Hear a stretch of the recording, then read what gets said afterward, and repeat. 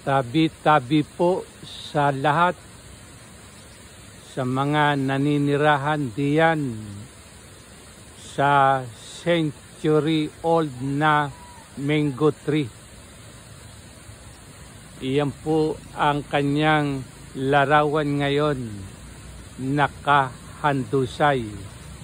Iyan pong kanyang mga sanga. Wala pong bagyo na nagdaan dito. Medyo lang po may kaunting pag-ulan kagabi. Nagulat po ako. Bigla na lamang may narinig ako na malakas na paglagabong. Akala ko po ay kung ano ang pumutok. At dahil nga po gabi na, hindi ko po masyadong nakita ang nasabing kaganapan. At kanina nga pong umaga, ito ang tumambad sa akin. Ang sinasabi na century-old na mango tree ay yan na po ang kanyang larawan ngayon. Yung pong medyo sa pinakapuno ay nabuklo. Yan po ang larawan ngayon ng tinatawag na century-old na mango tree. Nung una po, marami ang nagtangka na yan ay putulin. Gagawin daw pong bangka, yung po bang paragos, yung kinakargahan ng mga niyog kapag nagkokopra, hila ng kalabaw. At meron din naman po na nais na putulin yan, gagawin daw po na sa yung mga gumagawa ng handicraft. Gagawin daw pong bowl, kutsara, bakya, hulma ng sapatos.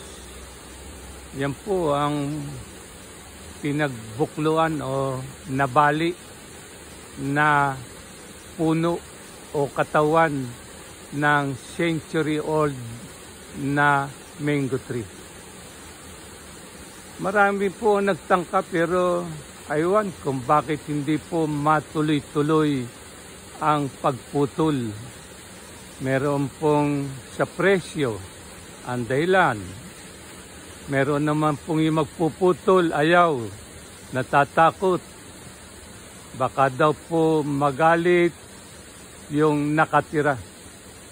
Sinasabi po na may nakatira na diyan, namamahay sa century-old na mango tree na inyo pong nakikita ngayon. At kagabi nga po, nagulat na lamang po ako. Narinig ko po ang malakas na pagbagsak. Akala ko po ay kung ano yun. Pero may hiwaga po. Kung sakali man po may nagtangka na pumutol ngayon, baka gantihan siya ng mga nakatira sa nasabing century-old. Dahil nung napakayabong pa po niya, sa gabi, naglalaro ang mga alitaptak. Akala mo'y Pasko gabi-gabi. At nang medyo nawala na po ang kanyabong, yun, parang iilan-ilan na rin po ang mga alitaptap na nagpapalipas sa kanya. At kung may pumutol nga po, baka gantihan nga ng mga nakatira diyan. Kaya masasabi ko po, na may kabaitan. May kabaitan ang kalikasan. Ang kalikasan na po ang gumawa ng paraan upang mabuklo na ang nasabing century old. Yan po, parang kung ano yung hugis ng pinagkabukluan eh. Tabi-tabi po, pasensya na po.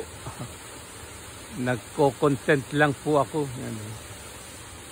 At inuulit ko, may kabaitan ang kalikasan.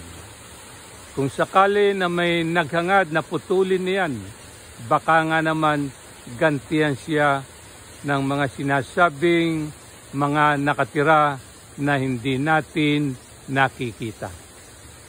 At upang makaligtas po yon sa kaano pa mang pangyayari o kapahamakan, ay ang kalikasan na ang gumawa ng paraan upang ang buhay ng nasabing century-old na mango tree ay siya na ang gumawa.